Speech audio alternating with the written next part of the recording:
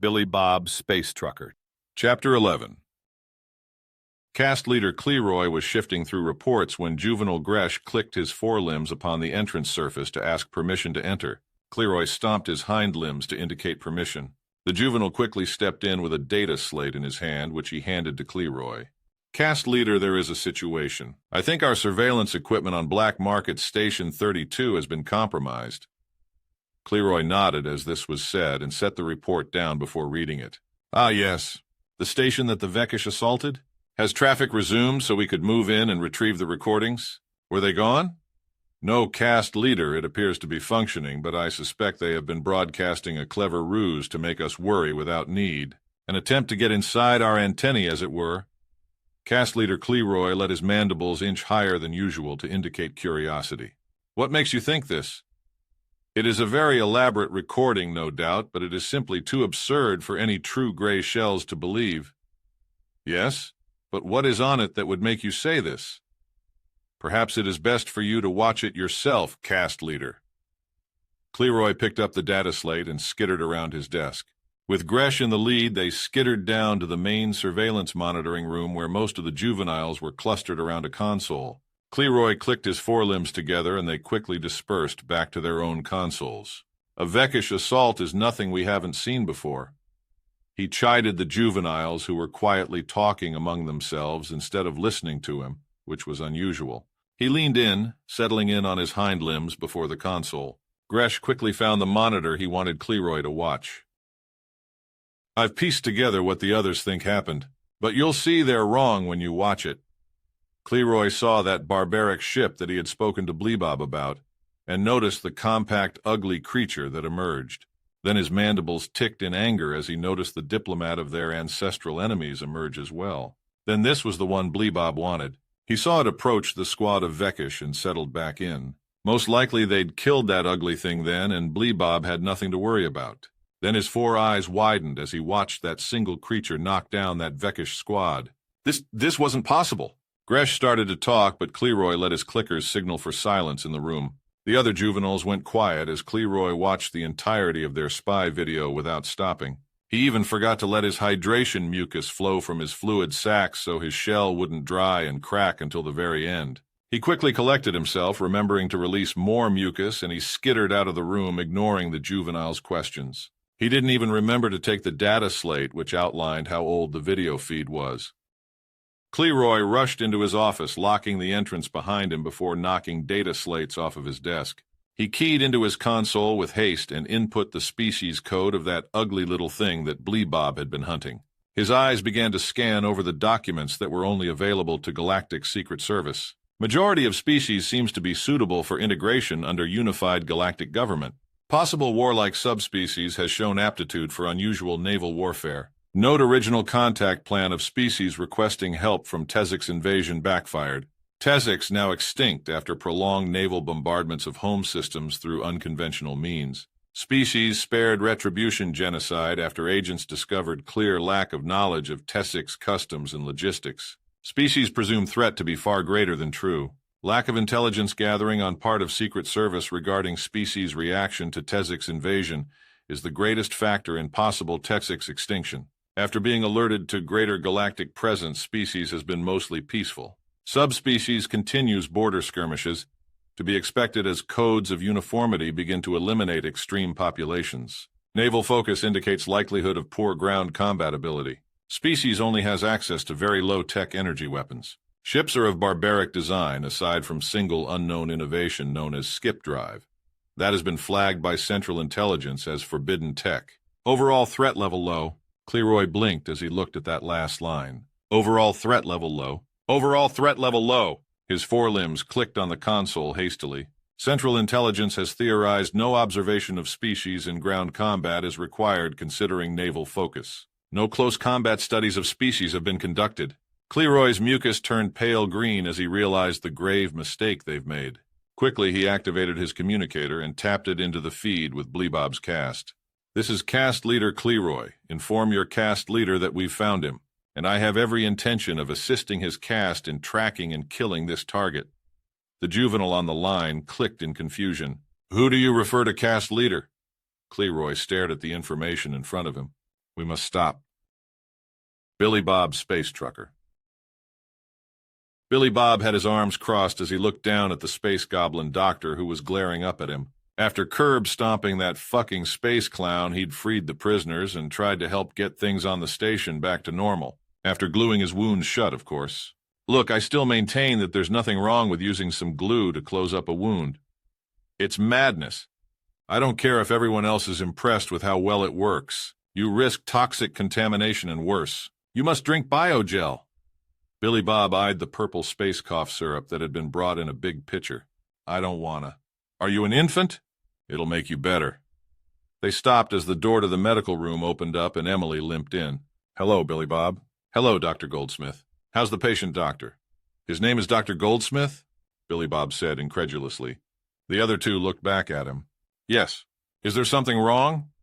Billy Bob looked from Goldsmith to Emily and back. All sorts of thoughts flooded through his mind about the unlikely names some aliens had and wondered if his translator was broken, or perhaps just fucking with him. Should he try and explain to them? No, he shouldn't. So he just shook his head. Nah, never mind. Nothing. Dr. Goldsmith huffed out. I was trying to explain to the stubborn child that he needs to drink the biogel. I don't care if he can't ingest much liquid or not. The more he can manage to drink, the quicker he'll heal. Emily looked over at Billy Bob. Billy Bob, drink the biogel. But drink it. You need to. Glue won't stop your wounds from getting infected and you'll heal faster. The nanites will adapt to your physiology and speed up your healing greatly. Look at my leg. She rolled up the leg of her new pants to show him the gash she had from earlier, her downy feathers parting to show a long white scar. But it looked old and certainly not fresh. Billy Bob sighed. Do I have to? Yes. Drink it, she ordered. Billy Bob groaned but picked up the pitcher. Then, before Emily or Dr. Goldsmith could stop him to point out the small cup they'd provided, he began to drink from the pitcher straight. They stared in shock as he gulped and gulped and gulped. He didn't stop until the pitcher was completely empty and he slammed it back onto the table with a loud belch. Ugh! Why does medicine always gotta taste like space grape? Nothing's different, I swear. That was a whole liter. How did you manage to drink all that? What? I just, drank. I don't know. Hey, if I need to get it out of the way, I will. Give me a few more liters and I'll finish him before tonight. The space goblin was dumbfounded. How are you so dense? Hey, that's not very nice. I didn't think what I said was stupid. No, not dense. Dense. I don't... Oh, wait, you mean like thick? I mean, my belly isn't that big. He shook his beer gut, which was a bit smaller with all the activity he'd been doing lately. No. Your literal density. I need to study you.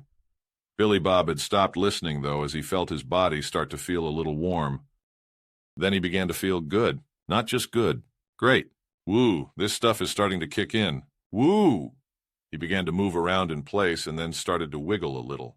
He felt like he had tons of energy. His body felt better than ever. His wounds began to close up as his incredibly dense body made the work of the nanites much easier. He was full of biological materials they could move around without damaging the rest of him. He started to move a bit more then and suddenly shouted, "Thriller," and started to dance. Emily and the doctor backed up, unsure what was going on. Is this normal, doctor? She asked. I have no idea. Biogel is supposed to adapt to the host. Once they run out of safe levels of materials to use, they self-terminate harmlessly. He might be so dense they're running in overdrive. I have no idea what that will do. Woo! Billy Bob stopped dancing and laughed, rushing past them as he ran out of the medical bay on the station. We better follow him, Emily said as the doctor nodded and they rushed after that hyped-up space trucker who was rushing into the black market now that it was once more teeming with life. The other species had to gasp and dash out of his way as he moved, but they recognized him as their savior and no one seemed to mind. He didn't know what he wanted to do, but he felt so good, and he had so much energy. Then he stopped in front of some sort of market with a cook making something. He then leaned up against the glass as his eyes widened. That's beef! Inside was a space goblin wearing a headset and appeared to be the cook. Oh, you're a human. Yes, we just recently imported some meat from your planet. You're wonderful omnivores. Simply wonderful. I believe this is what you call beef, yes. But you're the one who saved us. Let me get something special. The space goblin tapped on a control panel and Billy Bob watched robotic arms retreated into the ceiling. Then he gasped as they descended once more, but this time carrying something else. No. Is it? It is what your species refer to as Kobe beef. Billy Bob's eyes went even wider. First, I'm going to cut it into small steaks, rub a bit of what you call herbs and spices onto it. But nothing with capsaicin, sheer madness among your species. Billy Bob began to drool a little as he watched. We have some of what you call butter, which we're going to rub on top of it as well. Billy Bob was firmly pressed against the glass. And then boil it in this big pot of water until it's nice and well done. No! Billy Bob screamed out and pulled his head back, slamming it into the glass. The creatures around him and the cook gasped and cried in fear as Billy Bob smashed the glass with his face. He hopped inside the now open shop and snatched the Kobe beef from the cook's hand. That is not how you do it.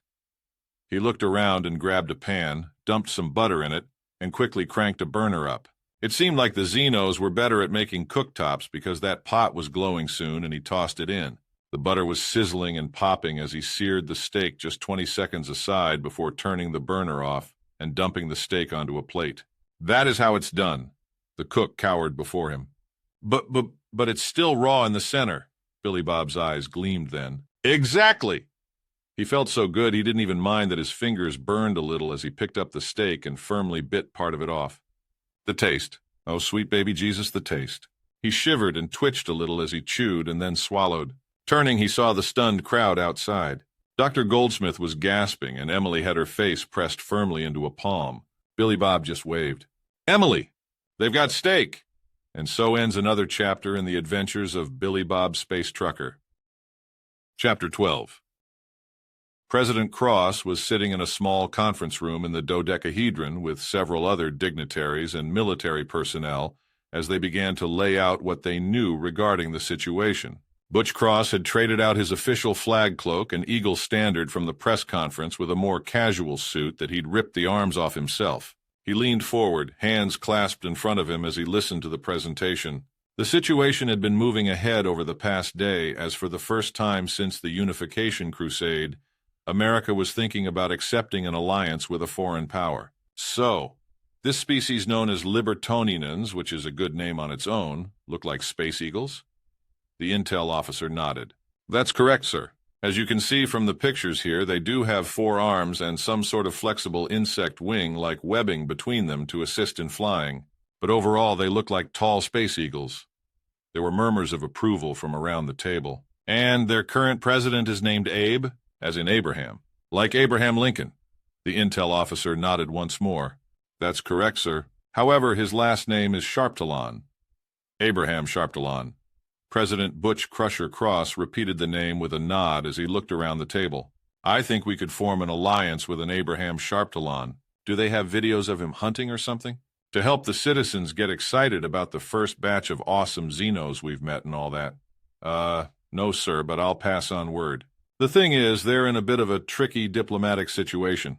Cross waved a hand dismissively. They're tall, freedom-loving space eagles. I don't give a shit if the rest of the galaxy hates them. We're going to befriend them. That's just it, sir. The rest of the galaxy does sort of hate them. And why is that? They started some war around the formation of the galactic government a few centuries back, I think. They wanted more freedom in policy decisions, I think. It's hard trying to find information since most of the galaxy thinks we're a subspecies of the UHG. Cross waved a hand at that once more. Fuck it, sounds like my kind of Xenos. For once, I don't see why we shouldn't just forge ahead with this. Look, Mr. President, you don't have the authority to do that all on your own. I say we make them come here and live a week in Australia to test their mettle. Cross rolled his eyes at Governor Dundee. Ned, you recommend that with all the Xenos we talk about. The gravity alone would crush most of them. Look, just because the UHG didn't want your land of nopes and we decided to take you in doesn't mean Australia gets special treatment. You're still a state. Governor Dundee was going to be Cross's primary opponent in the next election. His croc wrestling impressed voters, but Cross was confident he could take him in the Debate Mania cage match. The intel officer looked between the two for a moment before coughing softly. There's also the matter of our official embassy exchange and ceremony. Cross groaned at that.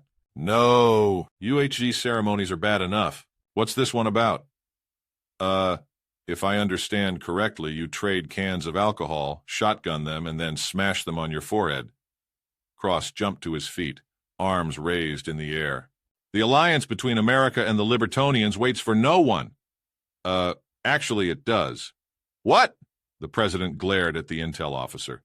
They insist we wait until the success of our American escorting their diplomat on a mission. Who the fuck is making the President of the United States of America wait on him? That would be Billy Bob Space Trucker. Billy Bob had started to calm down as the biogel seemed to settle within his system, and they'd managed to convince him to come back to the med bay for a quick exam. He was still tearing off chunks of steak with his teeth and eating them. Emily had tried some and was startled at the incredible flavor of the meat, a valuable trade commodity should their people begin trade. But Goldsmith was more interested in Billy Bob's anatomy.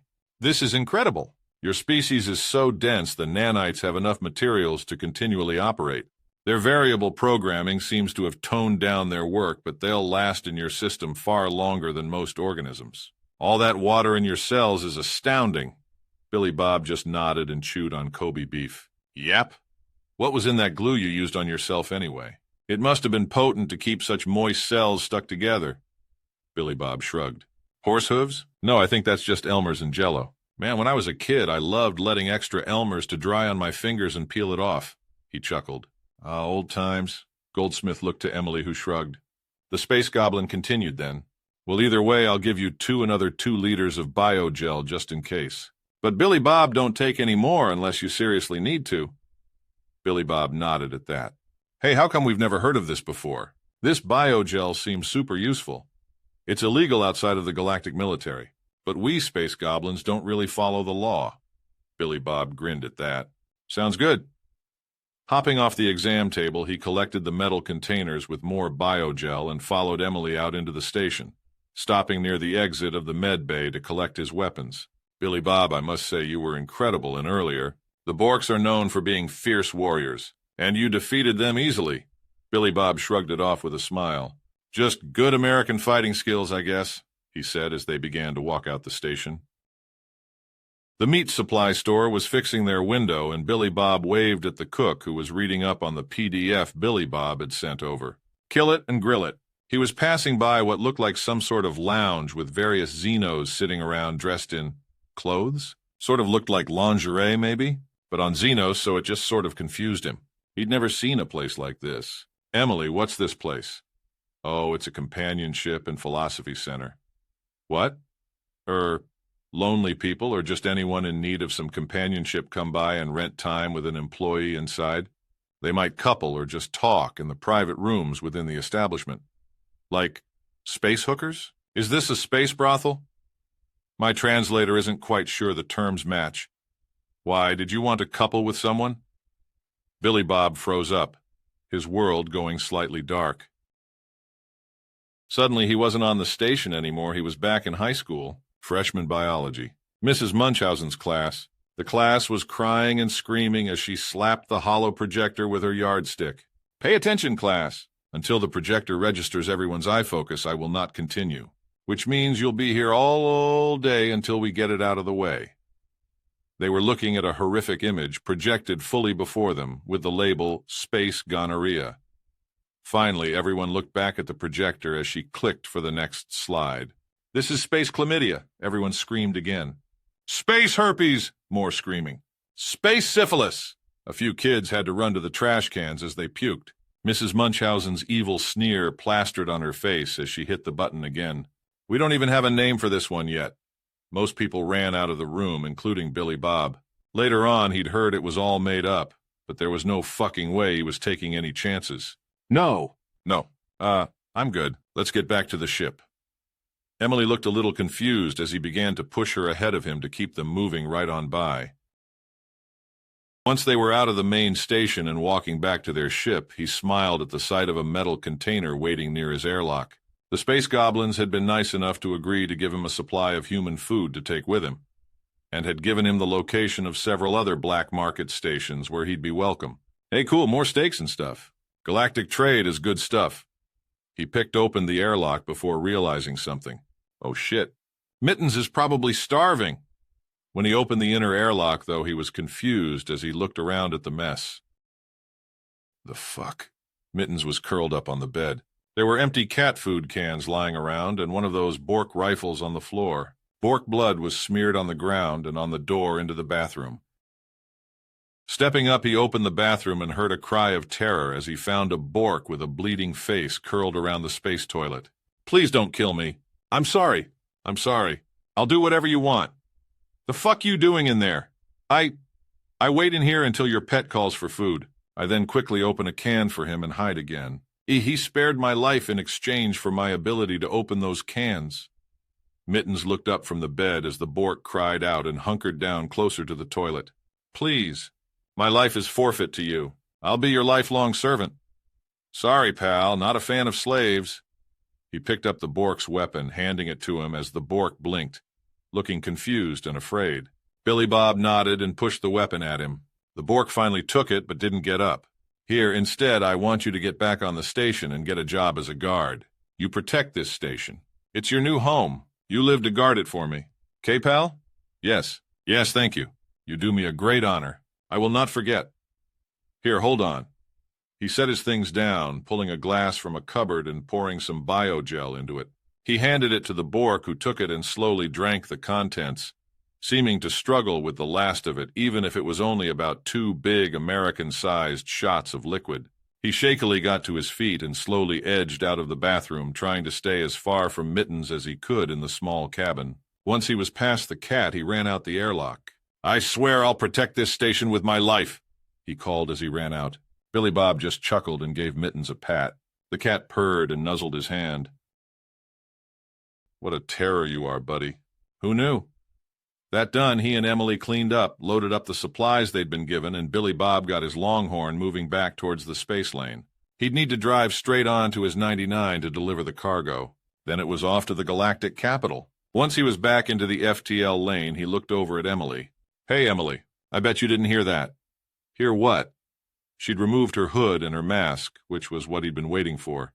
"We call it silent, but deadly." She frowned as she looked at him. "What are you talking about?" He just grinned wide until her eyes opened in shock. "Oh, by the vengeful god. Billy Bob, that's disgusting." She got up, rushing to the bathroom as he chuckled. Turning his music on, he settled in for the drive. So ends another chapter in the adventures of Billy Bob Space Trucker.